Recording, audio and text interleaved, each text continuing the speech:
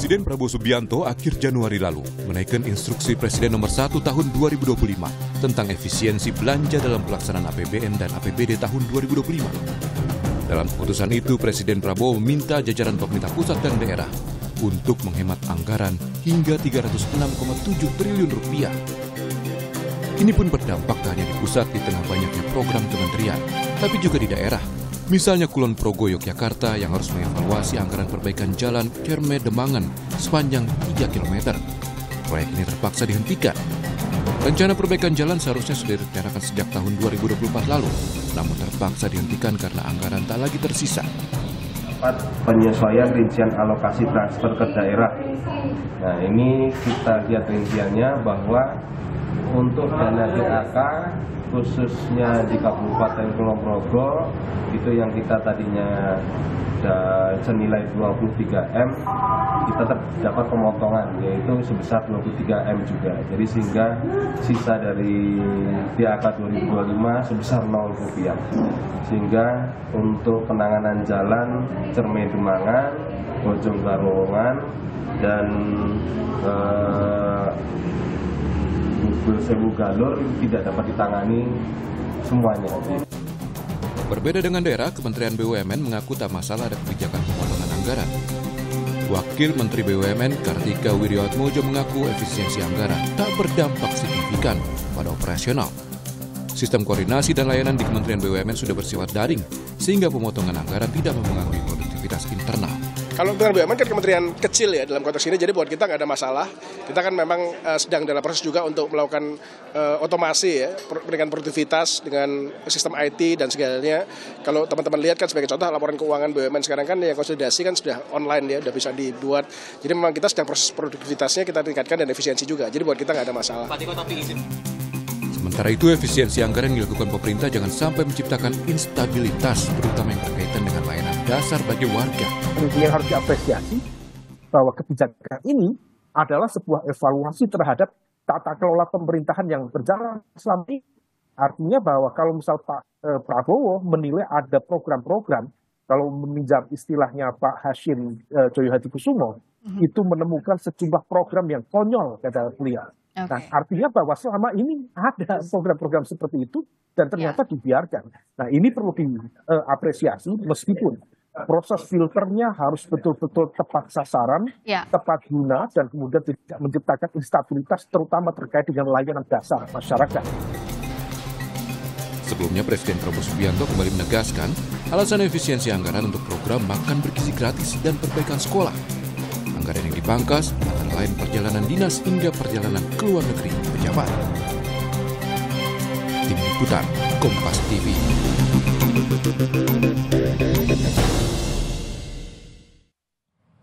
Saudara, instruksi Presiden sudah keluar, efisiensi anggaran mencapai lebih dari 300 triliun rupiah. Lalu bagaimana kemudian menyiasati di tengah pemotongan anggaran?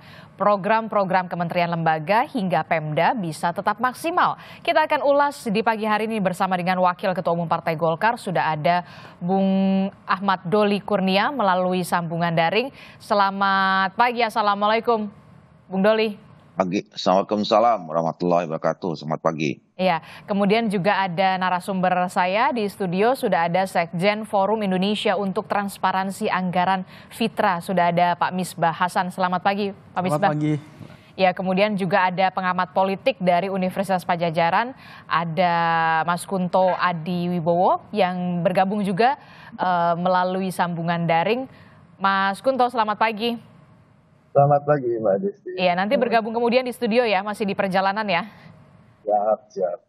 Oke, saya ke Bung Doli dulu. Bung Doli, ini kan kalau kita lihat ya, Golkar sendiri punya kursi ada koreksi kalau saya salah, 8 untuk menteri dan juga wakil menteri begitu ya di Kabinet Merah Putih Pak Prabowo dan juga Mas Gibran Rakabuming Raka. Kemudian instruksi Presiden sudah jelas akan ada efisiensi anggaran 300 triliun rupiah. Nah, kalau dari Golkar sendiri dengan ada 8 menteri di sana begitu, agak kesulitan nggak sih untuk bergerak ketika ada penghematan atau efisiensi?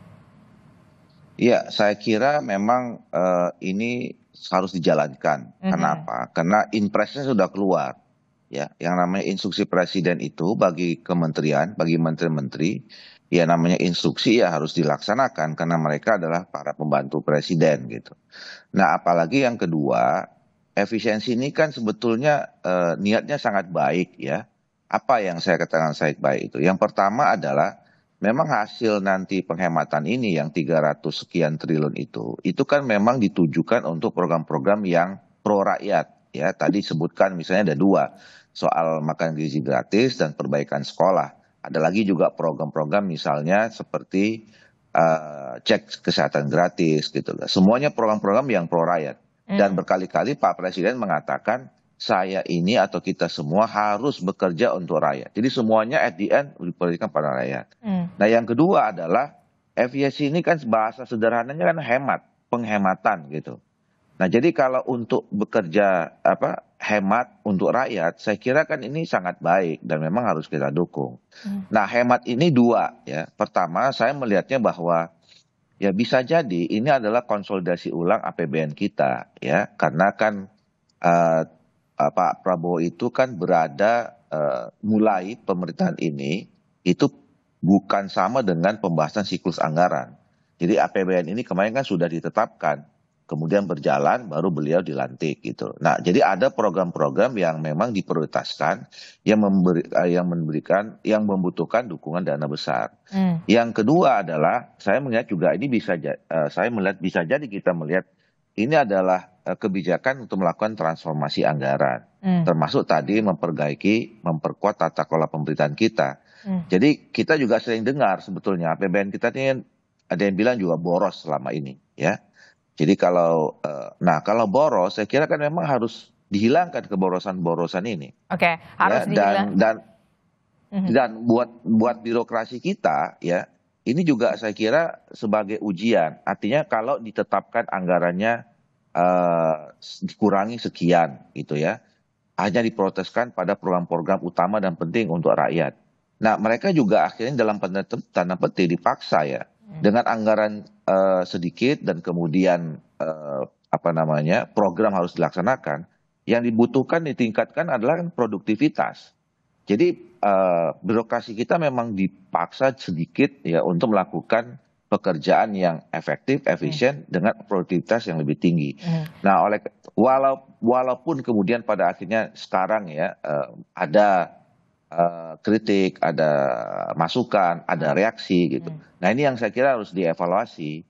Jadi jangan sampai misalnya niatnya hemat, ternyata niatnya menghapuskan pemborosan, tetapi ternyata menyasar kepada program-program yang pada akhirnya berdampak kepada rakyat. Nah ini yang nanti kemudian harus dilihat, harus diperhatikan. Oke, pemborosan inilah yang kemudian harus betul-betul dihemat. Nah kalau kita lihat nih ya, Bung Doli, pos-pos menteri di Golkar ini kan ya ada SDM, ada Menteri Pemuda dan Olahraga, ada juga Menteri Agraria. Nah kita lihat deh di Kemenpora, bukannya harusnya justru ditambah ya, misalkan untuk kesejahteraan para atlet begitu ya. Kemudian tapi kontradiktif nih, di saat ingin berhemat tapi kita tahu baru-baru ini ada nambah pejabat seperti staf khusus. Anda tahulah, apakah ini bukannya berbanding terbalik dengan penghematan yang justru ingin diefisiensikan soal transparansi? Ya makanya pertama kalau soal menteri-menteri kami ya saya kira kita sudah berkomitmen ya bahwa kami memberikan kader-kader kami untuk membantu Pak Presiden, itu harus loyal kepada Presiden dan kemudian seluruh pekerjaannya didedikasikan untuk kepentingan bangsa dan rakyat. Jadi kalau bicara tentang soal kepentingan rakyat, mau tidak mau, suka atau tidak suka, kita harus ikut. Apalagi ini instruksi Presiden.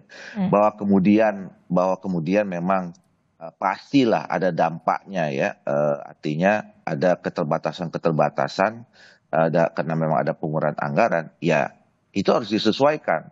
Ya disinilah dibutuhkan misalnya pada akhirnya inovasi, kreativitas daripada kementerian dan kelembagaan itu. Nah kalau soal yang tadi ya, yang kedua soal memang itu nanti saya kira pasti dengan adanya sekarang ini reaksi, kemudian ada dinamika yang muncul. Pak Presiden pasti memperhatikan itu. Apalagi kan kemarin 2 hari yang lalu pimpinan DPR kami sudah meminta kepada seluruh komisi untuk menghentikan sementara pembahasan anggaran ini. sampai ATA ya menunggu di pemerintahan sedang melakukan restrukturisasi anggaran lagi ya, karena melihat adanya respons dari berbagai pihak seperti itu. Nah, jadi artinya kita menangkap bahwa memang pemerintah, kemudian khususnya Pak Presiden juga memperhatikan, makanya kemudian nanti akan, saya kira pasti akan ada evaluasi dan penyesuaian lagi nih. Oke, akan ada evaluasi dan juga penyesuaian. Kalau dari segi politik, saya ke politik dulu nih, Mas Kunto. Mas Kunto, kalau dari segi politik begitu ya, Anda melihat dari partai-partai politik yang ada di pemerintahan Prabowo Gibran, adalah salah satunya adalah Golkar begitu ya. Ya udahlah, ada 8 menteri di sana. Apakah nanti akan bereaksi keras ataukah kemudian ya sudahlah ikut saja? Ya, saya pikir petinggi Golkarnya ada di sini. Tadi sudah memberikan pernyataan bahwa sangat penting untuk mengevaluasi apa yang sudah dilakukan sekarang. Bahkan pemerintah pun sekarang sedang melakukan restrukturisasi anggaran. Jadi menurut saya ketika masyarakat kemudian bereaksi keras, ini kan pertanyaannya kan kemudian rakyat yang mana yang mau dibela gitu kan, ketika justru pegawai-pegawai honorer kemudian banyak yang potong karena efisiensi anggaran. Dan di lain sisi rekrutmen pejabat negara seperti staf, terus dan lain-lain itu justru marah pemerintahan kita. Ini kan menimbulkan rasa ketidakadilan ya. Ini yang jadi problem besar. Dan saya sudah sepantasnya memang evaluasi itu juga dilakukan. Karena kan ini tampaknya ingin seperti test the water, udahlah kita tes saja dulu dengan efisiensi yang besar. Dan memang retorikanya sangat bagus. Retorikanya adalah untuk memang selama ini APBN pos dan harus diakui, kita bisa melihat itu. Tapi kemudian ada beberapa yang itu dimangkas, dan ini terkait dengan layanan publik. Seperti kemarin soal perpustakaan nasional yang hari Minggu tutup, lalu kemudian direvisi lagi, ternyata bisa buka. Ini kan menunjukkan bahwa perencanaannya tidak bagus gitu. Jika mengeluarkan policy yang sangat penting bagi kesejahteraan rakyat. Oke, baik. Oke, baik Mas Kunto. Saya ke Fitra, tapi sebelum ke Mas Misbah, kita akan lihat dulu, kita akan perlihatkan mana saja kemudian kementerian-kementerian yang dihematnya cukup signifikan begitu ya.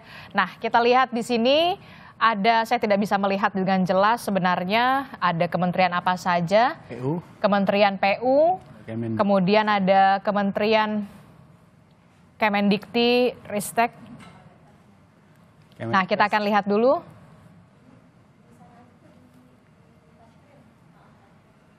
Ini Kementerian PU, kita lihat ya Mas Misbah, Kementerian PU ini pemotongannya 81,38 triliun, kemudian ada Kemendikti Saintek, kemudian ada Kementerian Kesehatan, Kemenhub, Kemenak, Kemenq, Kementan, Kemendikdasmen, Kementerian Imigrasi, Pemasyarakatan, Otorita IKN. Nah, Kementerian PU ini yang tampaknya harus diet lah dalam tanda kutip begitu ya.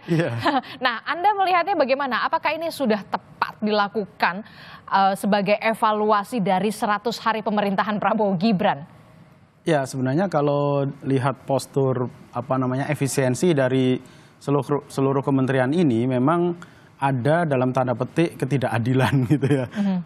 Untuk masing-masing kementerian. Misalnya kayak Kementerian PU ini kan dipotong 81 triliun, yang itu sekitar 73% dari total pagu anggaran yang dimiliki oleh PU gitu. 73%? 73%. Jadi ini yang kemudian memang akan berimbas pada kinerja dari PU sendiri gitu ya.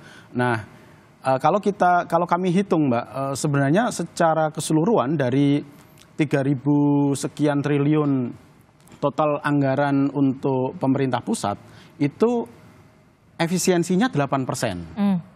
Totalnya. Jadi ini yang seharusnya juga dijadikan sebagai patokan untuk melakukan efisiensi kepada seluruh kementerian gitu ya. Jadi bukan hanya pada kementerian-kementerian yang misalnya kayak PU, Dikti, terus Kemenkes, Kemenhub dan seterusnya itu. Tapi kalau kemudian begini, pertanyaan saya, ketika Kementerian PU bahkan dipangkasnya sampai 81,38 triliun, 73% lebih begitu ya, apakah masih bisa bergerak atau tidak nih? Nah ini yang memang Kementerian PU harus melakukan skala prioritas yang luar biasa ya. Sementara kan gaji pegawai mereka cukup banyak gitu ya. Jadi mungkin nanti ketika kita bandingkan antara gaji pegawai dengan program kegiatan yang seharusnya dilakukan oleh PU ini kan tinggal sekitar 20 triliun ya, 20 sekian triliun gitu. Artinya pasti berimbas ke kinerja dari PU itu sendiri. Sementara PU ini kan punya kewenangan untuk melakukan atau membangun infrastruktur dasar yang masih dibutuhkan terutama di bagian Indonesia Timur misalnya ya. Jadi ini yang menurut saya memang ada aspek ketidakadilan di dalam proses efisiensi anggaran ini, Mbak.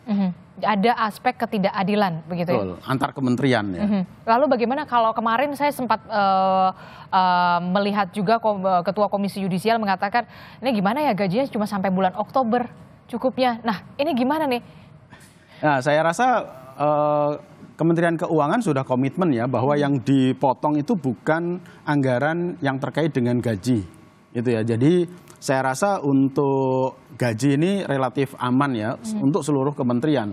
Justru yang dipotong itu kan memang aspek-aspek yang selama ini kita anggap administratif gitu ya. Ada ATK misalnya, perjalanan dinas, terus kemudian juga seminar-seminar gitu ya. Jadi itu sebenarnya yang sudah disisir ya oleh Kementerian Keuangan dan dijadikan sebagai bahan untuk efisiensi anggaran. Jadi bukan pada aspek gajinya. Jadi saya rasa untuk gaji tetap aman. Kalau gaji tetap aman, tapi kemudian memang ada beberapa aspek yang menurut Kementerian Keuangan ini memang ada pemborosan begitu ya? Betul. Salah satunya mungkin apakah Anda menyebut efisiensi ini belum menyentuh soal sektor lain seperti mobil dinas, belanja makan dan minum.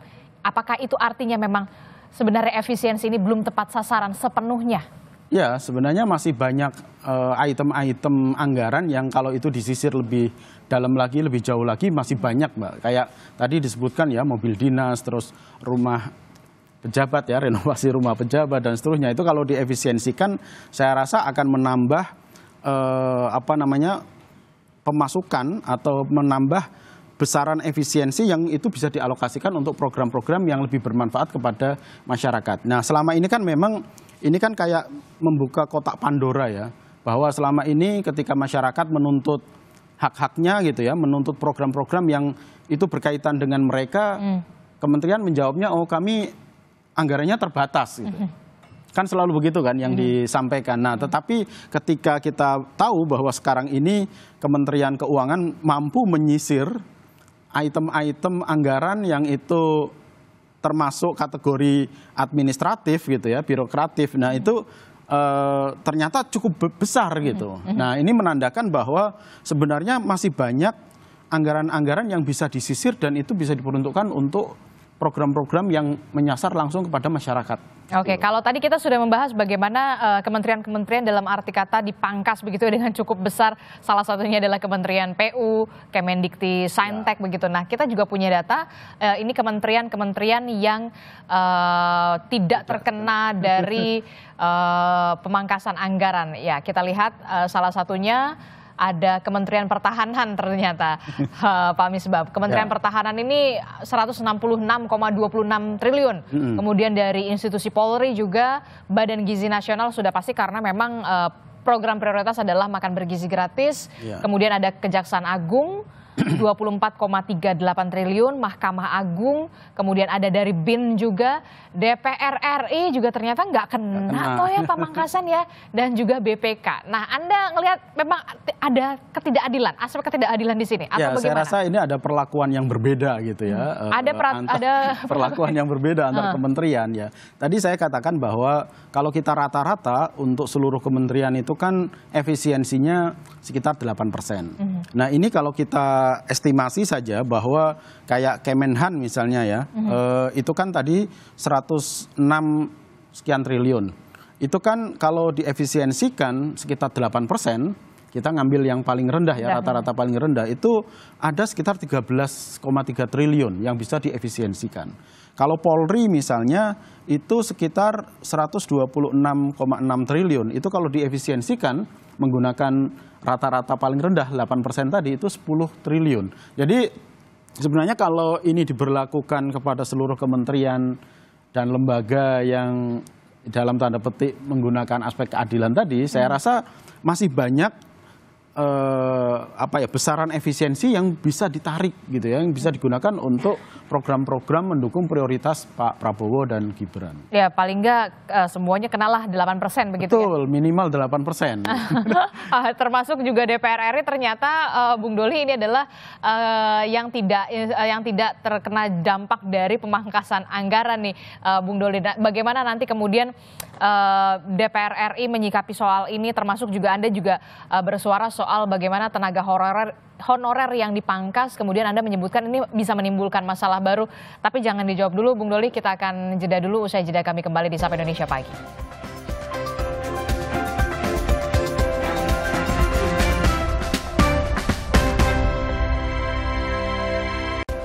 Terima kasih Anda masih bersama kami di Sapa Indonesia Pagi. Saudara, kita masih membahas soal efisiensi anggaran terkait dengan instruksi dari Presiden Prabowo Subianto. Saya masih bersama dengan Bung Misbah dari Fitra, kemudian ada Mas Kunto yang akhirnya sudah tiba juga di studio Kompas TV gitu ya, dengan perjalanan jauh dari Bandung. Kemudian ada masih Bung Doli. Saya ke Mas Kunto dulu. Mas Kunto, kalau ini adalah salah satu tahapan, Anda menilai apakah ini jadi salah satu tahapan ujian bagi para menteri untuk bisa lolos dalam tanda kutip begitu ya, dengan ujian nih dipangkas nih dihemat nih, siapa yang masih bisa seirama, bisa sevisi dengan penghematan anggaran yang begitu besar-besaran begitu.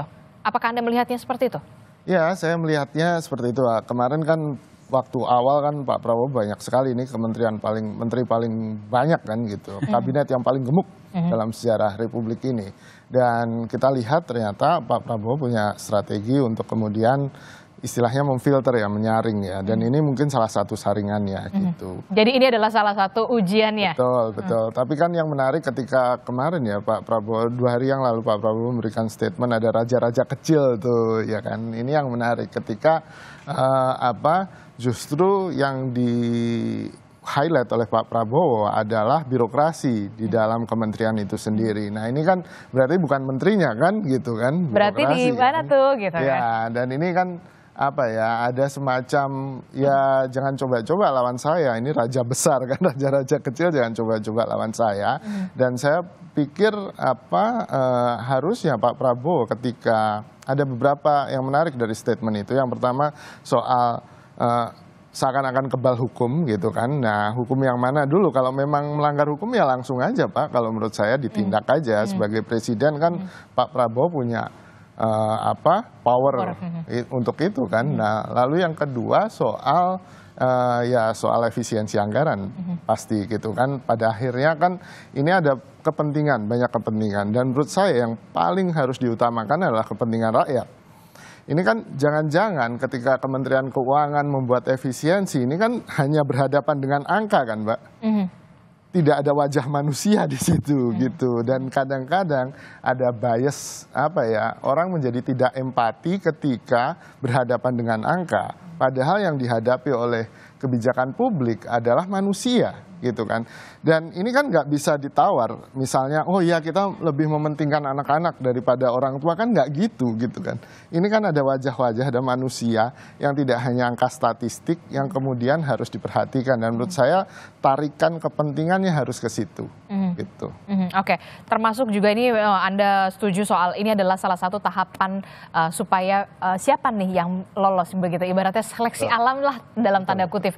Apakah ini nanti akan bermuara kepada ujung-ujungnya begitu ya soal perombakan kabinet? Siapa yang tidak sevisi, siapa yang tidak seirama dengan Pak Prabowo, dengan lagi-lagi pemangkasan anggarannya begitu ya, akan terkena perombakan kabinet. Iya, kalau menurut saya reshuffle itu sebuah keniscayaan pada akhirnya gitu. Tidak hanya soal gemuknya, lalu kemudian sekarang seakan-akan tidak sinkron dengan efisiensi, jargon efisiensi. Nah itu kan akhirnya akan menimbulkan friksi kan di dalam pemerintahan gitu. Entah itu ya dinamika lah kita sebutnya gitu kan. Dan pada akhirnya ada pilihan-pilihan dari pemerintah. Apakah kita mau tetap begini dragging terus gitu kan. Sementara ini kan kebutuhannya banyak. Selain makan bergizi gratis, cek kesehatan gratis, itu yang gratis-gratis. Lalu kemudian ada kita harus bayar bunga utang yang juga cukup besar gitu kan. Lalu kemudian ada pengadaan alutsista yang tidak hanya Prancis hari ini dengan Turki kan gitu. Ini kan banyak sekali beban program, belum lagi IKN, oh ya lupa. Ini kan juga akhirnya harus jadi pilihan. Walaupun kemudian kayaknya IKN tuh sekarang lagi agak di hold begitu ya? Ya kan statementnya berbeda nih antara Menteri PU yang baru dengan yang lama soal ketersediaan dana. Dan ini kan yang cukup membingungkan ini sebenarnya Mbak. Kalau menurut saya semua orang pasti setuju bahwa efisiensi memang harus dilakukan. Itu pasti. Saya setuju, ya kan. Dan saya yakin kebanyakan rakyat Indonesia akan setuju dengan efisiensi. Problemnya adalah jangan sampai efisiensi ini memakan korban gitu. Korban dari rakyat yang harusnya dilayani oleh anggaran tadi gitu. Ini yang kemudian jadi problem kan. Rakyat yang mana akhirnya pertanyaannya kan itu. Kan menyedihkan ketika melihat ada pegawai honorer yang kemudian curhat. Betul bahwa kalau pagi Bapak bisa ngasih makan anak-anak tapi ketika siang dan malamnya anak saya nggak bisa punya akses ke makanan bergizi. Itu kan menyedihkan kan gitu. Nah menurut saya pertimbangan-pertimbangan manusiawi inilah yang menurut saya harus jadi penekanan penting. Ini yang harus kemudian di-highlight juga ya soal pemangkasan tenaga honorer begitu ya. Jangan sampai kemudian curhat tadi begitu ya, Bapak memberikan makanan pagi terhadap anak saya tapi kemudian saya tidak bisa memberikan makan siang dan juga malam kepada anak saya karena saya diputus kontraknya begitu loh karena memang pemangkasan anggaran.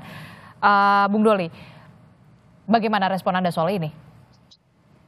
Iya, saya kira tadi saya mengulangi ya, kita pasti akan atau semua rakyat Indonesia akan memberikan dukungan terhadap program efisiensi yang tadi, karena dua kata kuncinya untuk rakyat dan kemudian penghematan. Nggak ada orang yang menolak penghematan itu, pasti semua setuju gitu, dan tidak ada orang yang tidak setuju kalau ini semua ditujukan untuk program-program yang pro rakyat gitu.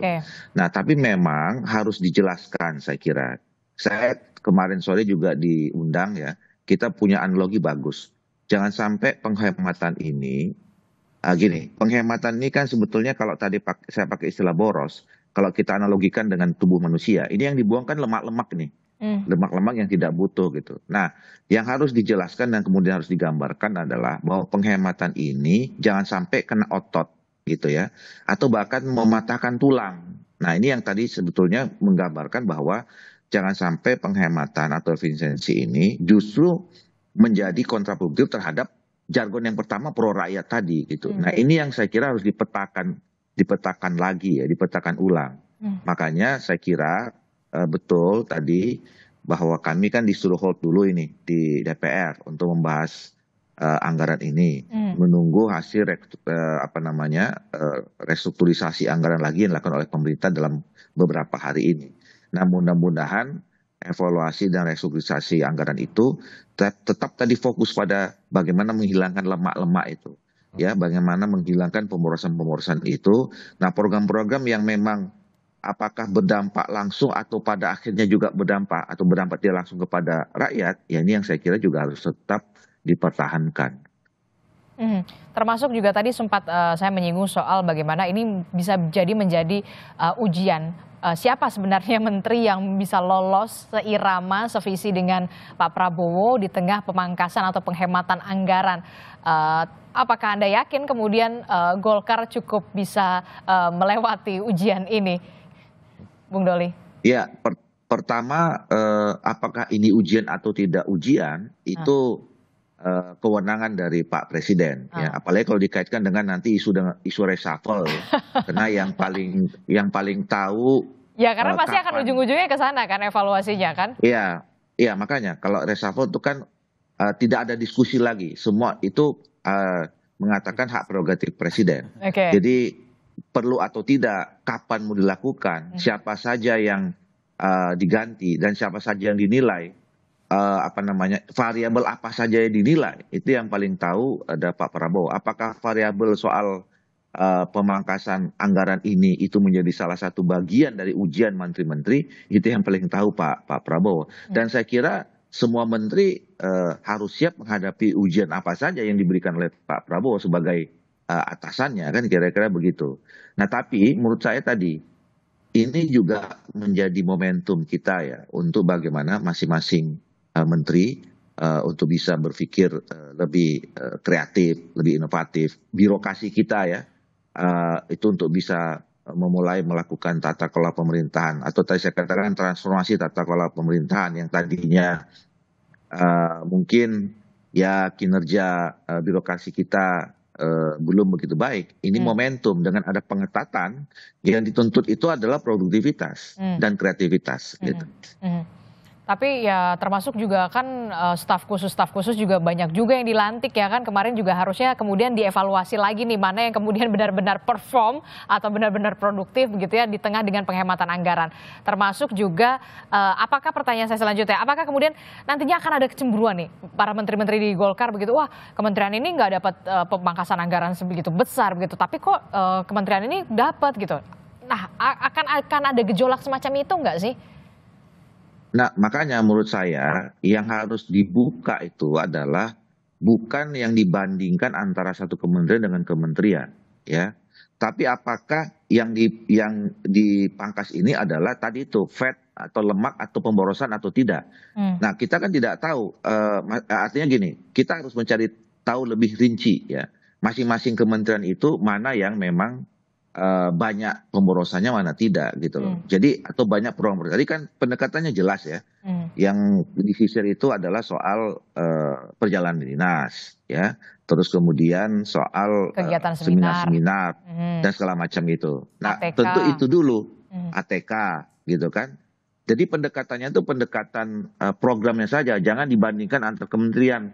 Nah, dan itu harus dibuka gitu loh, harus dijelaskan kementerian ini yang disebut namanya kelebihan anggaran yang tidak perlu pada tahun ini adalah sekian. Jadi kalau nanti jadi kita nggak bisa ngukur, wah ini kementerian ini dipotong cuma sekian, kok yang ini lebih besar, yang ini lebih kecil gitu, tanpa kita mengetahui mana yang dipotong sebenarnya. Jangan-jangan memang yang dipotong besar itu kena memang program-programnya untuk situasi yang seperti ini belum prioritas menurut pemerintah, kan kira-kira gitu. Oke, tapi yang kemudian juga cukup tadi saya melihat gitu ya soal lembaga-lembaga dan juga kementerian lembaga lah yang kemudian tidak terkena dalam tanda kutip lolos begitu ya soal pemangkasan anggaran ini atau efisiensi ini adalah DPR begitu ya. Mestinya kalau menurut Anda DPR juga patut nggak sih harusnya dapat efisiensi juga? Ya, kalau memang kemudian disisir ada dinilai pemborosan, ya nggak ada masalah. Pertama gini, ya tadi saya ulangi, harusnya pendekatannya itu mana program-program yang dianggap memang selama ini tidak efisien. Gitu. Nah, kalau pengalaman saya selama ini, ya fungsi kerja kita juga sebetulnya anggaran itu ya pas-pasan saja sebenarnya, gitu. Itu yang pertama. Yang kedua, jangan dibandingkan. Misalnya, sekali lagi saya katakan susah kita membanding apple to apple antara satu institusi. Jangankan dengan antar institusi dengan institusi. Dari satu kementerian aja saya katakan tadi, kalau tidak ada penjelasan secara rinci, itu masih akan menimbulkan, loh kenapa yang ini besar, kenapa yang kecil. Nah kalau sama DPR, itu DPR kan angkanya cuma 6, sekian ya. Itu tapi mungkin, kalau 8% tadi kata Mas Fitra ada efisiensi anggaran lumayan juga loh. Bung Doli. Bukan, bentar dulu. Kalau dibandingkan dengan berapa kementerian sih itu? Ya kan, kalau mau dibandingkan misalnya antara DPR dengan paling cuma 2-3 kementerian itu udah sama anggarannya gitu. Ya. Jadi makanya dilihat saja ya kalau misalnya mau dievaluasi, mau direview lagi apakah setiap institusi ini itu memang betul-betul anggaran ini bisa untuk pekerjaan yang betul-betul urgent pada periode ini gitu misalnya. Nah kalau pengalaman saya ya Dan kami juga selama ini juga sudah melakukan itu, kunjungan-kunjungan ke daerah udah mulai di stop gitu ya. Apalagi keluar negeri, jangan dulu gitu ya 5 tahun, kecuali pakai duit pribadi loh ya, Bung Doli. Apalagi, iya, betul, apalagi keluar negeri gitu. Nah, jadi sebetulnya kita pun juga sudah menunjukkan bentuk dukungan ya kepada pemerintah yang memang melakukan efisiensi dengan kerja-kerja yang selama ini sudah kita lakukan. Jadi kerja-kerja yang dilakukan oleh DPR selama ini menurut saya ya dengan anggaran yang seperti itu ya tidak bisa boleh disimpulkan juga bahwa kami melakukan pemborosan dan segala macam seperti itu. Tapi kalaupun kemudian mau direview ya silakan saja. Oke, saya ke Mas Kunto. Mas Kunto, dari perspektif Anda sebagai dari dunia politik, apa yang kemudian terjadi paling tidak 2 atau 3 bulan ke depan ketika efisiensi anggaran ini benar-benar straight begitu ya dilakukan oleh masing-masing kementerian yang memang dalam tanda kutip begitu ya harus melewati fase ini dari segi politik. Golkar apakah akan tetap aman? Lalu bagaimana dengan Gerindra, kemudian Demokrat? Anda melihatnya bagaimana? Apakah akan ada benar-benar perombakan atau seperti apa? Walaupun memang kita tahu lagi-lagi reshuffle itu prerogatif presiden. Betul. Ya kalau 1-2 bulan lagi ada peristiwa penting politik kan Kongres PDIP. Ya oke. Dan itu juga, apakah ini ada hubungannya? Ya pasti. Dalam politik kan semua variabel penting untuk dihitung, Mbak. Gitu. Tapi kalau terkait dengan efisiensi anggaran, menurut saya kan pada akhirnya kementerian-kementerian teknis yang akhirnya program-programnya tidak bisa berjalan, ini kan menimbulkan semacam ketidakpuasan di internal gitu. Dan ketika ketidakpuasan di internal ini kan kita udah melihat tuh salah satu presidennya kan kemarin waktu di Dikti Saintek dalam sejarah Republik ini berdiri, pegawai kementerian demo ke menterinya itu adalah baru pertama kali gitu kan. Dan ini presiden yang sangat mungkin akan terjadi di masa mendatang ketika efisiensi ini kemudian dirasa tidak adil, tidak masuk akal, dan kemudian merugikan gitu. Nah ini yang mitigasinya menurut saya harus bisa dilakukan dengan baik gitu kan. Dan salah satu mitigasi yang penting kan juga komunikasi gitu kan. Dan ini kan kita saya juga nggak mau bertaruh kementerian mana yang akhirnya akan meledak duluan kan. Saya nggak berharap itu gitu. Cuman kan ada potensi ke sana. Bayangkan orang yang sudah nyaman gitu kan selama ini terus tiba-tiba jegrek gitu dipotong dengan tiba-tiba tanpa ada penjelasan apapun, tentu itu akan menimbulkan emosi negatif yang sangat besar.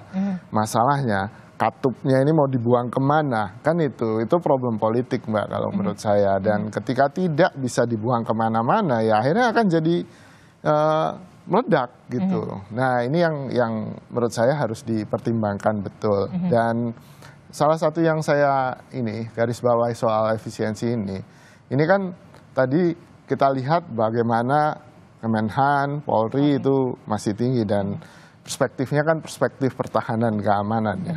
Dan menurut saya agak aneh ketika kita bilang ketahanan ya, saya nggak mau pertahanan, ketahanan. BMKG itu kan salah satu aspek ketahanan yang paling penting terhadap bencana. Betul. Dan kita ada di ring of fire dan efisiensinya menyebabkan alat deteksi tsunami dan gempa itu banyak yang kemudian tidak diaktifkan. Dan itu memang harus di-highlight juga ya soal itu ya. Karena lagi-lagi dampaknya kalau ada apa-apa rakyat yang kemudian. Betul, kita yang jadi tumbalnya kan. Gitu kan. Ini yang menurut saya jadi nggak prudence gitu ya, karena efisiensi ini menjadi tidak prudence, tidak bijaksana ketika kemudian lah memang tsunami dan gempa kita nggak bisa prediksi gitu kan, tapi kan jangan sampai ketika itu terjadi kita mengulang Aceh 2004 kan gitu, itu kan kita tidak ingin itu terjadi. Tapi kalau itu kemudian di-cut kan seakan-akan menunjukkan bahwa pemerintahan sekarang ternyata nggak peduli soal itu, soal ketahanan. Mereka lebih peduli soal pertahanan gitu daripada ketahanan dalam artian entah itu terhadap bencana, entah itu terhadap pangan. Pertanian kan juga yang di-slash banyak kan gitu. Ini yang juga menurut saya menjadi tanda tanya besar. Betul.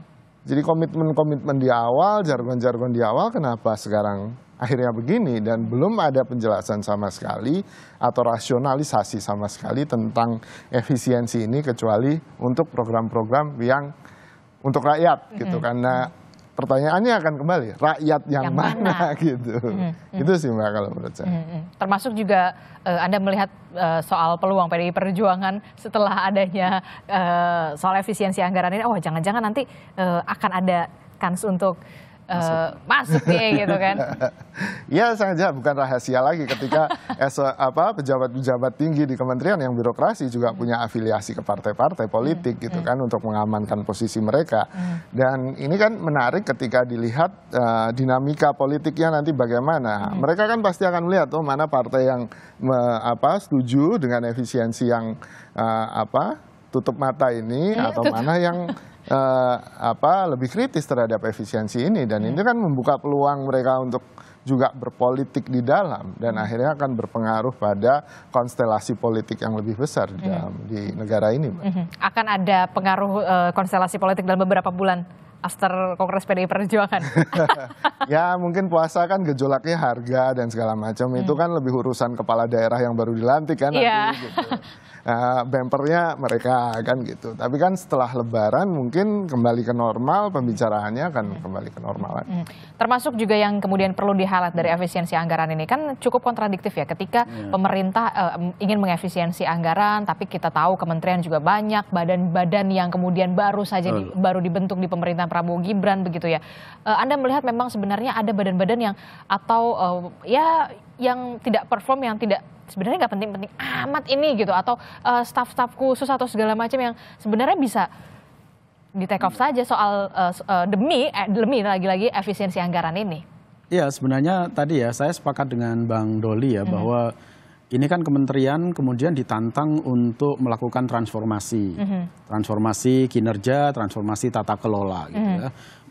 Setiap kementerian kan sudah menyusun rencana kerjanya masing-masing, dan ada target-target yang seharusnya itu dicapai oleh masing-masing kementerian. Nah, dengan kondisi efisiensi yang ada ini dan gemuknya kabinet Pak Prabowo saat ini, itu memang akhirnya akan menjadi tadi itu seleksi ya, mana yang dengan kondisi keuangan negara melalui efisiensi ini kemudian masih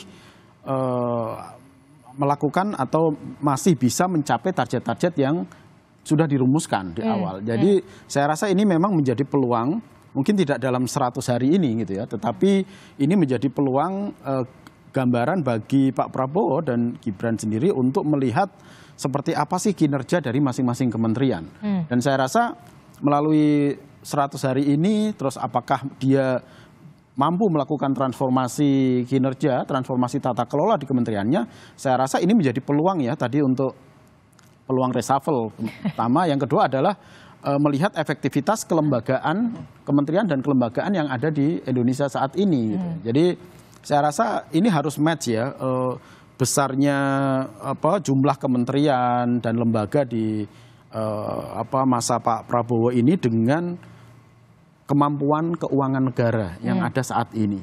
Memang tadi disepakati bahwa ya efisiensi semua orang akan sepakat gitu ya, karena alternatifnya menaikkan pendapatan negara atau utang, yang dua-duanya juga beresiko bagi masyarakat gitu ya. Kalau kenaikan PPN katakanlah pajak itu akan langsung dirasakan secara langsung. Dan itu memang masyarakat. Sudah di awal kan PPN 12% yang akhirnya ya, tidak tereksekusi kan. Alternatif kedua efisiensi enggak utang misalnya. Utang ini dampaknya kepada masyarakat memang tidak secara langsung, tapi dia punya dampak jangka menengah dan jangka panjang gitu ya. Makanya alternatif efisiensi ini menjadi jalan tengah gitu ya, yang saya rasa cukup bagus dilakukan oleh Pak Prabowo gitu, melalui Kementerian Keuangan. Lalu bagaimana dengan badan-badan yang sebaiknya ya udah, menurut Anda gimana nih kalau soal badan-badan itu? Ya, saya rasa ini akan menjadi tadi evaluasi 100 hari, itu dilakukan oleh Pak Prabowo secara keseluruhan, apakah lembaga-lembaga atau kementerian yang ada saat ini itu mampu melakukan transformasi tadi. Kalau tidak, berarti kan ini memang alternatifnya tadi dilakukan reshuffle karena tidak mampu memimpin dalam tanda petik kementeriannya, tidak perform. Nah, atau dilebur kelembagaan-kelembagaan yang ada menjadi satu atau dihilangkan sama sekali. Dilebur atau dihilangkan sama sekali demi efisiensi negara begitu ya. Pemerintah yang kita tahu lebih ada prioritas program untuk rakyat begitu ya. Kita tetap harus mengapresiasi soal itu. Dan terakhir Bung Doli, apakah Anda yakin kemudian Golkar dalam tanda kutip bisa melewati ujian ini begitu ya dengan adanya penghematan anggaran, tapi kemudian menteri-menteri di jajaran Golkar ini tetap bisa perform, kalau di kantor KPI-nya tetap perform begitu ya? Bung Doli? Insya Allah. Karena kami kan selalu kalau diminta oleh Presiden selalu mengirimkan kader-kader terbaik kami gitu ya. Kader-kader terbaik itu adalah kader-kader yang memang sudah punya pengalaman teruji di tempatnya masing-masing, terutama juga kalau dalam partai politik kami ya mereka orang-orang yang selama ini cukup bekerja baik kami nilai di partai gitu. Jadi dengan situasi apapun saya yakin kader-kader kami di kabinet itu bisa menyesuaikan dan kemudian tetap menunjukkan menjaga kinerja yang baik. Oke, baik, kita akan tunggu bagaimana kemudian dengan adanya efisiensi anggaran ini, apakah menteri-menteri di Kabinet Merah Putih ini tetap bisa perform, tetap bisa lolos untuk ujian seleksi ini begitu ya, dengan adanya penghematan dan juga pemangkasan anggaran demi bisa mengalokasikan anggarannya ke program-program prioritas lainnya. Salah satunya adalah soal makanan bergizi gratis. Terima kasih Bung Doli telah bergabung bersama kami, Bung Misbah, kemudian Mas Kunto, terima kasih. Bapak-bapak sehat selalu, assalamualaikum. Selamat pagi. Waalaikumsalam warahmatullahi wabarakatuh.